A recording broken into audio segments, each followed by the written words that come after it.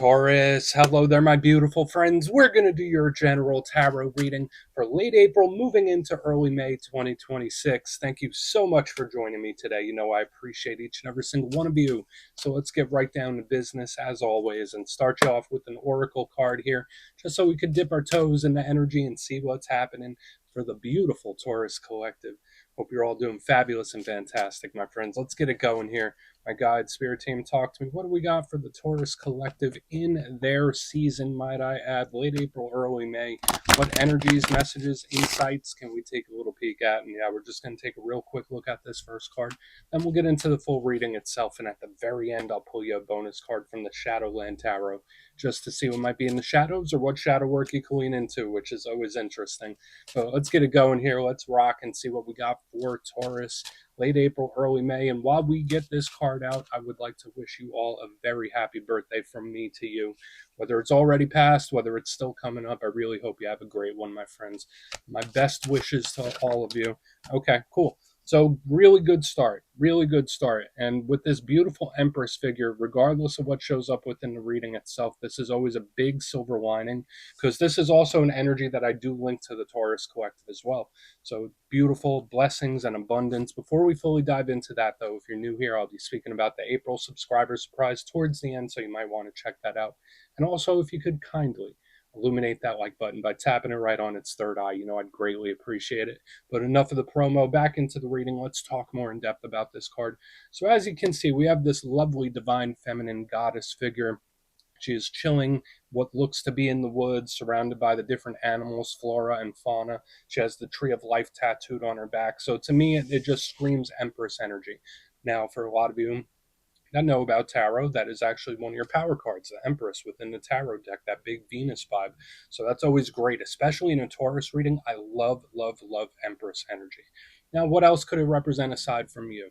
It represents blessings, abundance, cup runneth over. It could represent a connection to nature and gardening, stuff like that. So maybe you're doing a bunch of nature tasks when this card shows up. Motherhood, mother figures. There's just a fertility involved with this. So I love the Empress because it tells me there's like limitless possibilities, and that's a great thing. Now, every card, every energy does have a downside, even the best ones. And I always say when it comes to Empress energy, sometimes it could be a little smothery, so just watch out for like feeling bored or feeling cabin fever or cornered. But aside from that, she's beautiful. I love this energy for you. So we're going to put her there. We're going to claim that good energy. Let's get into tarot. And yeah, I always say that first card, it doesn't make or break the reading. It's just a little footnote. So let's get you 3 tarot cards in the upright. Then we'll get into that intuitive juiciness. Let's shuffle it up one time here for Taurus. What do we got? And while we get this deck shuffled up and ready to go, let's talk about last week's reading. Big focus on communication last week. The reading was titled A Serious Talk.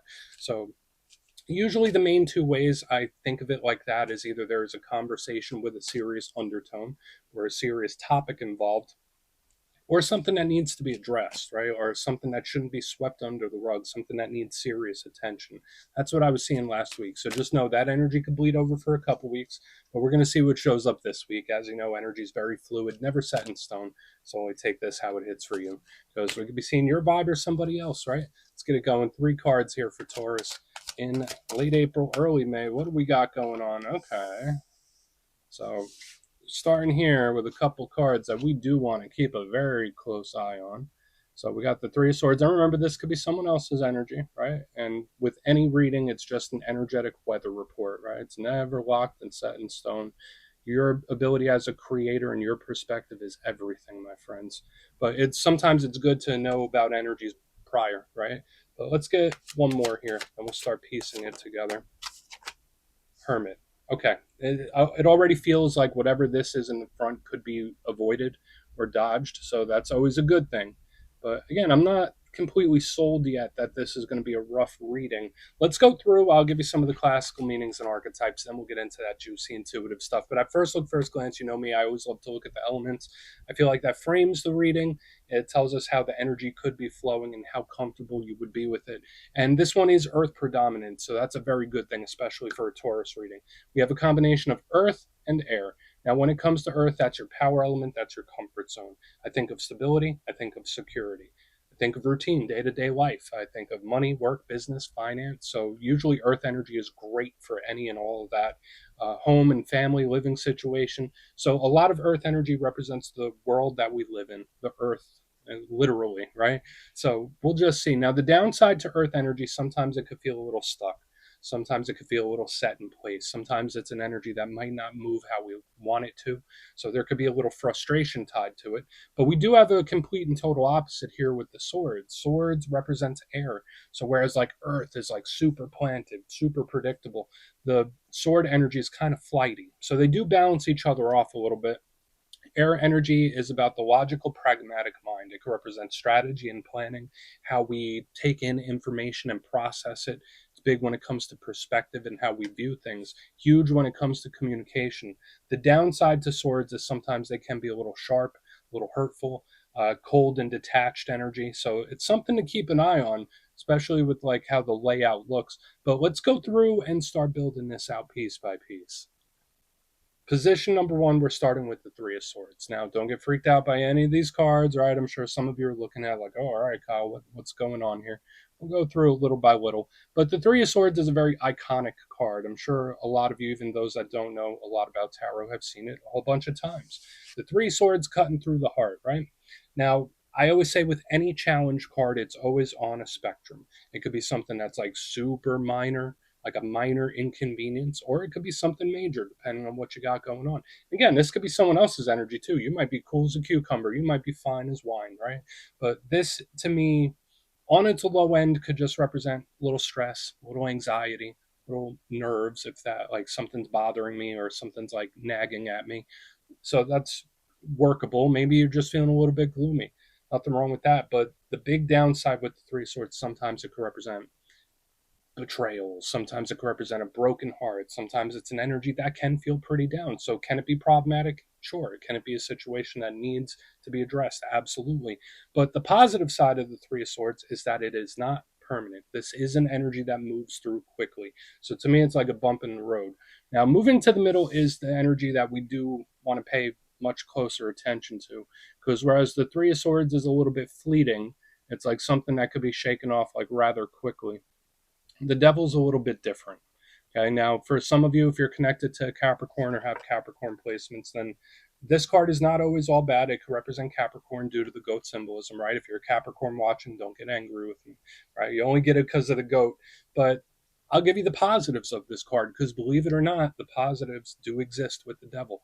This is great when it comes to anything work, money, business related, anything. So oftentimes the devil will show up when there's a big influx of monetary gain or when there's good earthly energy happening. Because remember, the devil's an allegory for the material world. So that's a good thing. But the downside, there is a bit of a laundry list. It can be problematic and it could be various situations. The devil could represent addictions. The devil could represent obsession and jealousy and toxic behaviors from certain individuals. It can represent problems that may have been sticking around for a while. So usually the devil energy is not new. So whether it's a situation you've been dealing with for a while or a cycle that you've experienced before, once the devil energy has its foot in the door, it's difficult to move through.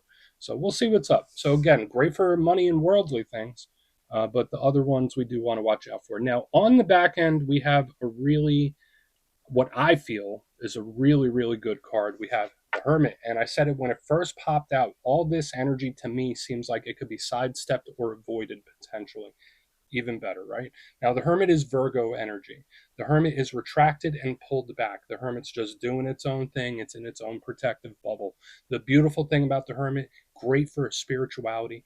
It's that beautiful inward facing hermetic type of energy. So I love it. Super wise. And the Hermit gets or acquires wisdom through experience. So this is a beautiful thing. But the downside to the Hermit, sometimes it could represent isolation. Sometimes it could represent loneliness or missing someone or something. But it does feel protective in a way. And it's like, oh, I've seen this before. Or, oh, I'm not going to go down that road. I get this odd energy here that this is something that could be sidestepped or avoided. So I want to dive deeper on all of this, Taurus. Let's do it. Let's jump in and clarify. Okay, let's get a good shuffle here. What do we got for my Taurus friends?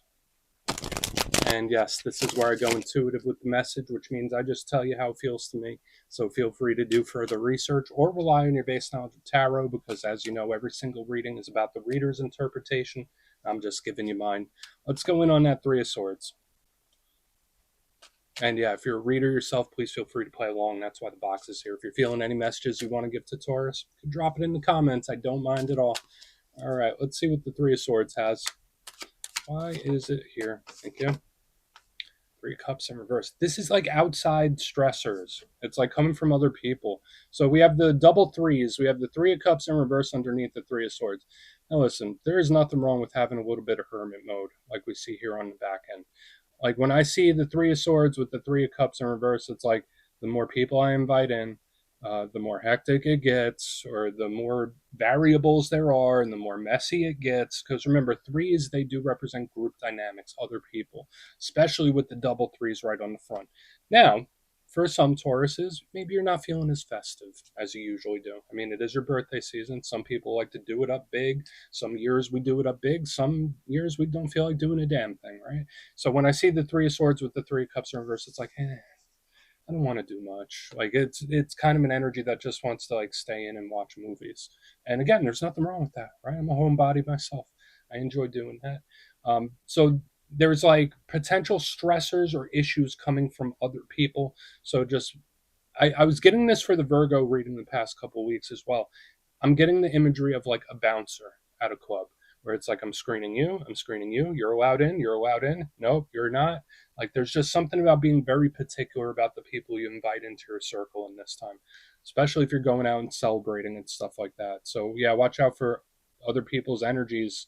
I don't want to say messing with yours, but it's like the more people are involved, the funkier this energy gets. So maybe now hermit mode might be a good thing. We're going to keep moving. Either that, or you might just not be feeling too festive, which is fine too, right? It is your birthday season, so if you don't want to do anything, hey, it's your decision to make, right? I still think you should spoil yourself a little bit, though, just a little bit. All right, let's go in on the devil. Let's go in on the devil. Do something you enjoy, my good friends. This is peculiar. So we got the Lovers in the upright underneath the devil. Notice something intriguing about these cards, my good friends, how they mirror each other. Archangel Raphael, the devil. We got the Adams, we got the Eves. These ones are open and free. These ones are chained. So like there's this weird mirror aspect going on. Now, I'm a big believer in the duality of this material reality that we live in. Everything has a dark side, everything has the light side. As you know, spiritual individuals, it's usually good to try to walk in that gray area and understand this, right? But when I get the Lovers underneath the devil, like this again tells me that like there could be a lot of stresses not coming like precisely from you, that you might not be the one like causing all these waves, where it's like the more people, the more complicated. Um, Lovers can be great. All right. The Lovers could be very healing with Archangel Raphael, soulmates, soul ties, soul connections, all that good stuff. But it's like heaven and hell, right? Like we have this weird duality going on. So just watch out for any individuals, friendships, connections where it's like a love hate type of thing, where it's like sometimes it's heaven, sometimes it's hell. It's like this weird duality I'm picking up. And again, we could be thinking big picture, the duality of this material world we live in, but it's macro and micro that I'm picking up here. So I know that's hyper specific and a little out there. I hope you're sticking with me. But I see a very big duality, and there's just something here about other people. Protect your energy in this time, because there could be someone that's stirring the pot. So we do have some warnings here. We do have some important or serious types of warnings, but it's like outside noise, outside noise. And remember, be that bouncer. It's about what you allow in. Your perspective and what you allow is extremely important, right? Especially with this. It's like, well, what are you allowing? What are you going to allow? What are you letting in? Let's go in on the Hermit. And I do feel like for a lot of you, whatever the warning is, it can be avoided. I still get that with that Hermit on the back end. But yeah, just don't get pulled into other people's group stuff. Like there's like this other energy that's like pulling me in. What's going on, Hermit? Let's see what's up. Again, hyper specific, my good friends. Okay. Okay. So we have the Fool in the upright underneath the Hermit. Look how happy That Fool is right there. It's like, so peaceful, little alone time. Now, for some of you, it doesn't mean you have to drop off the face of the earth, but there's just something here about doing something for you or by yourself, or there's just something where it's like solitary energy just feels very refreshing and light to me. So, like, if you have been doing a lot and around other people and there's this, that, and the other thing going on, I still support you doing something for yourself, like pampering, treating yourself, because it's like once I have this little bit of isolation, it's like the weight comes off my shoulders. Now, the Fool, Aries energy. Fire usually represents fresh, new, happy, lighthearted types of vibes. So I like it, especially like underneath this Hermit, because it does feel light and refreshed. But it's also giving me an energy of letting something blow over. Like, I'm just going to give that a little bit of time and let it blow over. I'm going to let the energy lighten up. So again, whether it's people bringing it in, whether it's a situation that's already happened, whether it's one that still comes up and there's a lot of people knocking on your proverbial door, there's just something here about like letting the energy lighten up or letting something blow over for some reason. So it's very specific. So all this stuff up front can be avoided. That's why I think we have such a warning here. But it's like the more people involved, the more difficult it becomes. Let's go through and do a quick recap, then we'll get into the shadows. So we got a lot happening here, Taurus. And I like how we got at the end there, but if you kindly look in the box, position number one, we got the double threes, signs, synchronicities, omens. You might be experiencing them. But the Three of Swords with the Three of Cups in reverse, it was one of two things to me. Maybe you're not feeling super festive right now, and that's totally fine. That's totally cool. But there's also this energy of like other individuals like complicating things or introducing these energies that are like messing with the vibe. So again, just don't get pulled into other people's stuff or don't let other people stir the pot. Moving to the middle, weird duality, right? We have the devil with the lovers right there. It's striking how that imagery looks together. And yeah, it just feels very dualistic, where it's like I see the good and I see the bad, I see the dark, I see the light. There's just something about trying to stay in that gray area, that middle ground. It could also be something that is similar to like a love hate type of thing. Moving to the back end, we have Hermit with the Fool. A little bit of solitude. I feel some pressure coming off. So again, we do have some important or serious warnings up in the front, but at the same time, I feel like it can be avoided. It only has as much power as you allow it to have. Be like the bouncer and be very cautious about what you're allowing in when I have all this energy here. But it's like this energy that does something solitary. It's like the energy is much lighter. So please take a screenshot if you want to look into that further. Let's see what's in the shadows. Okay, let's get a good shuffle here. What do we got for Taurus, please? And yes, I always like to pull one shadow card at the very end just to see whether it's something within you or something you don't quite see. Shadow cards don't always have to be a challenge. They could be a good thing too. So let's get you one. And if you made it to this point in the reading, please feel free to check out channel memberships. I'll put a link for it in the comments below. It's a beautiful way to support the channel. I have much love for all my channel members. Okay, let's get this going here. What do we got for Taurus, please? Quick, super quick. The Sun, positive. All right, so we got the most positive card showing up in the shadows, which I always find intriguing because it's similar to the duality. Because when we're looking at the shadows, we're looking at the darker sides of something or things that are laying in wait. Nothing can hide under the rays of the sun. So it's like poof, it's like a eureka moment, aha moment. So for a lot of Tauruses, watch out for like receiving downloads or just information coming in like, now it makes sense, eureka. That could be a good thing about this sun. Remember, it is the most positive card in the whole entire deck. To me, it represents source. It represents creation. There's a lot of beautiful symbolism here. So can this be a winner victory coming in off the edge of whatever we were seeing in the reading? Absolutely. The only downside to the sun is the intensity. That's the shadow side of the sun. Now, for a portion of you, maybe you're connected to Leo. If that is it, they're showing up here. But the shadow side of the sun, the real shadow side, either speaks about information coming to light, so things that I didn't know now becoming known, or the energetic intensity. I always say, like, have you had sunburn? Right? The sun could do that, especially when we're looking at the shadows and we get this bright luminescence starting to happen. So just watch out for energetic intensity, whether good, bad, or indifferent. But I think this is a very good sign and omen because we started the reading with an amazing, beautiful card. We end the reading with an amazing, beautiful card. Even though we had some warnings and choppy stuff within it, I think everything's going to be fine, my good friends. So please screenshot that if you'd like as well. That's what I have for you this week. Don't click away just yet, though. I'm going to give you the details of the April subscriber surprise. If you would like further insight on your situation or you'd like to have a chat with me, you can book a personal session with me at my website, mastermetaphysics.com. But for the April subscriber surprise, we're doing a nice winner's choice once again. At the end of the month, I will choose 3 lucky subscribers to either win their choice of the Gilded Tarot Royale or one of the custom-made crystal pendants from my website, mastermetaphysics.com. So winner's choice.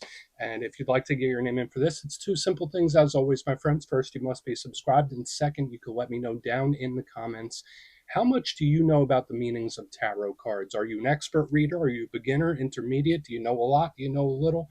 You'll be entered to win. And at the end of the month, the winners will be announced in my posts tab. YouTube changed it. And yeah, that's where it'll be, my friends. Much love, and I'll talk to you soon.